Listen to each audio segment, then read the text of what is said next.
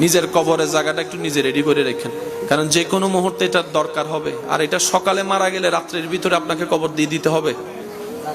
জায়গা কিনার সময় বলেন না, জায়গা কিনার সময় আমি সবাইকে বলবো নিজের নিজের কবরের জায়গাটা নিজ দায়িত্বে একটু কিনে শনাক্ত করে দিয়ে যাবেন। আমি কি বুঝাতে পারছি? আর যদি পারেন চাচতো ভাই, জ্যাঠতো ভাই, খালতো ভাই, মামাতো ভাই সবাই মিলে নিয়ে একটা বিশাল কবরস্থান কিনবেন। কিনার পরে সেখানে সবার জন্য মুক্ত করে দিবেন। আপনাদের পরিবারের জন্য এক সাইডে থাকবে, এলাকার মানুষের জন্য আরেক সাইডে থাকবে। এটার সওয়াব আপনারা সবাই পেতে থাকবেন। মৃত মানুষকে গোসল করানো বড় সওয়াবের কাজ, কাফন দেওয়া বড় সৌভাগ্যের কাজ, কাফন পরানো সহযোগিতা করা বড় সওয়াবের কাজ, জানাজা পড়া নিজের গুনাহ মাফ। সুবহানাল্লাহ সবাই বলি। সেজন্য জানাজা দেখলে কখনো গ্যাপ দেওয়ার দরকার, হাজার ব্যস্ততার ভিতরে একটুখানি দাঁড়িয়ে জানাজাটা পড়ার দরকার আছে না নাই? কারণ যেই মানুষটা এখন বিদায় নিচ্ছে তাকে আর চেষ্টা করলো কিয়ামতের আগে, হাসরের আগে এই চেহারা দেখার আর কোনো সুযোগ, শেষবারের মতো দেখা। আবার আল্লাহ চাইলে দেখা হবে হাসরের ময়দানে, এর আগে দেখার কোনো সুযোগ। সেজন্য ইসলাম কত চমৎকার, ইসলাম কত সুন্দর। আল্লাহ তাআলা আমাদের সবাইকে ইসলাম বুঝার, আমল করার তৌফিক দান করুন। আমার ইমানদার ভাইয়েরা, জীবন চলার পথে কখনো হতাশ হওয়া যাবে? বলেন না ভাইয়া, যাবে?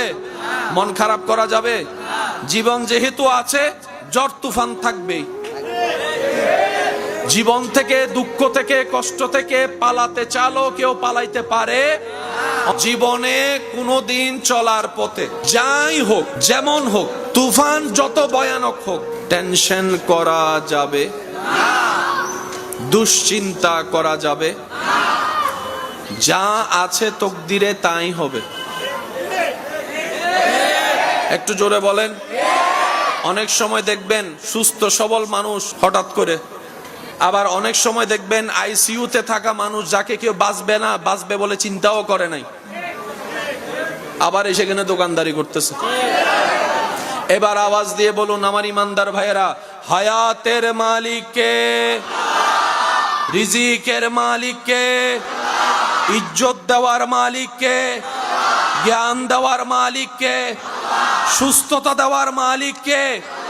রহমত দেওয়ার মালিক কে? বরকত দেওয়ার মালিক কে? করুণা করার মালিক কে?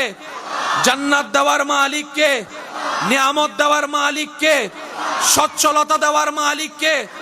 সম্পদ দেওয়ার মালিক কে? ওই রকম একজন আল্লাহ আমাদের আছে না নাই?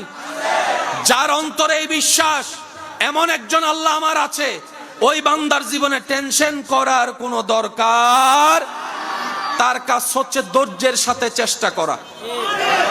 এখানে যারা দোকানদার আছে আমি কাউকে চিনি না, তবে আমি এতটুকু বলতে পারি, এখানে যারা দোকানদার আছেন, ব্যবসায়ী আছেন, সবার এই পর্যন্ত আসাটা, রাস্তাটা এত সহজ ছিল না। অন্যের থেকে দাঁড় করে, লোন করে নিয়ে কোন রকম দোকানটা সাজিয়েছে। প্রথম 2 মাসেই লসের গাঁট নিজের কাঁধের উপর উঠেছে, তারপরও ধৈর্য হারা হয় নাই, রবের উপর ভরসা করে লেগেছিল। আজকে আল্লাহ তাআলা এমন অনেক দোকানদার আছে যাদেরকে 2-3টা দোকানের মালিকও বানাই দিয়েছেন। এক সময় যে ভাঙ্গা ঘর দিয়ে দোকান শুরু করেছে, আজকে হয়তো 2 তলা 3 তলার মালিকও হয়েছে। আওয়াজ দিয়ে বলেন, এই নিয়ামত দিয়েছেন কে? আল্লাহ চাইলে সবাইকে দিতে পারে কি পারে না? আল্লাহ চাইলে সবাইকে দিতে পারে কি পারে না? তো আল্লাহ যদি চাইলে দিতে পারে, আমাদের টেনশন করার দরকার। আমাদের কাজটা কি একটু মনে রাখবেন, সততার সাথে, আমানতদারির সাথে, পবিত্রতার সাথে, রবের উপর ভরসা করে নিজের কাজ নিজে করে যাওয়া। যে কাজে সততা থাকবে বরকত অবশ্যই আসবে, যে কাজে পবিত্রতা থাকবে বরকত অবশ্যই আসবে, যে কাজের মধ্যে নিষ্ঠাবান থাকবে বরকত দিবেন কে? আল্লাহ বরকত দিলে আর কেউ আপনাকে পিছনে লাগলো নামাতে পারবে? কোন বান্দাকে যখন পৃথিবীর কোন মানুষ কষ্ট দেয়, কান্না করায়, আল্লাহ তখন ফেরেশতাকে জিজ্ঞেস করে, ফেরেশতা একটু দেখে আসো আমার বান্দাকে কে কষ্ট দিয়েছে, আমার বান্দাকে কে কষ্ট দিয়েছে, আমার বান্দার মনকে খারাপ করিয়েছে। যখন সেই বান্দা বেশি কান্না করতে থাকে, আল্লাহ পাক স্পেশাল একটা রহমত দিয়ে তার জীবনটাকে সুন্দর করে সাজাই দেয়। সুবহান। আসেন ভাইয়েরা, মা বাবার চাইতে আপন কেউ আছে? সবাই বলেন, মা বাবার চেয়ে কেউ আছে? মা বাবা যদি মারা যায় স্বপ্ন দেখে কোন সন্তান আর ভালো করে ঘুমাইতে পারে? কিন্তু দুনিয়াতে দেখবেন মা বাবা মারা যাওয়ার পরও জীবন স্বাভাবিক চলতে থাকে। একদিন, 2 দিন, 3 দিন একটু কষ্ট লাগে, 4 দিন, 5 দিন, 6 দিন পরে আস্তে আস্তে ইজি হয়ে যায়। এক সময় মা বাবার কথাও আর মনে থাকে। অনেকে জীবনের দুঃখ সহ্য করতে না পেরে মৃত্যুর মতো কষ্টকে আপন করে ভাবতে থাকে মরে গেলেই হয়তো বেঁচে যায়। আমার ভাই বোনেরা বুঝতে পারে না, দুনিয়ার কষ্ট যত মারাত্মক, কবরের কষ্ট তার চাইতে 1000 গুণ বেশি মারাত্মক।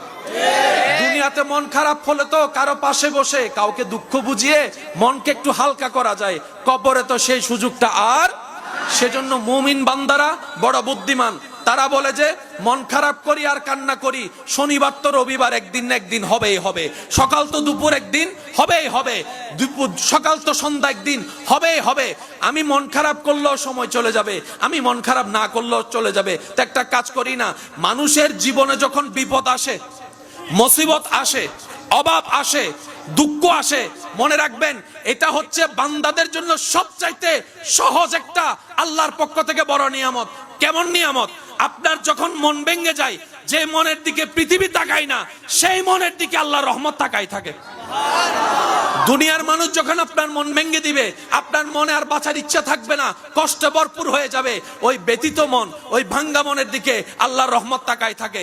দুনিয়া আপনাকে পিছনে ফেলার জন্য মন ভেঙে দিয়েছে, এবার আপনি কি করলেন? বুদ্ধিমানের মতো ওই ভাঙ্গা মনের আবেগটা নিয়ে আল্লাহর কাছে তওবা করার জন্য বসে গেলেন। এবার তওবা করতে যখন বসলেন, আপনার চোখ থেকে অজরধারায় পানি পড়তে লাগলো, এদিকে আপনার চোখ থেকে পানি পড়তে লাগলো, আপনি ক্ষমা চাইতে লাগলেন, আল্লাহ তাআলা আপনার সারা জীবনের গুনাহ মাফ করে দিবে। সুবহানাল্লাহ।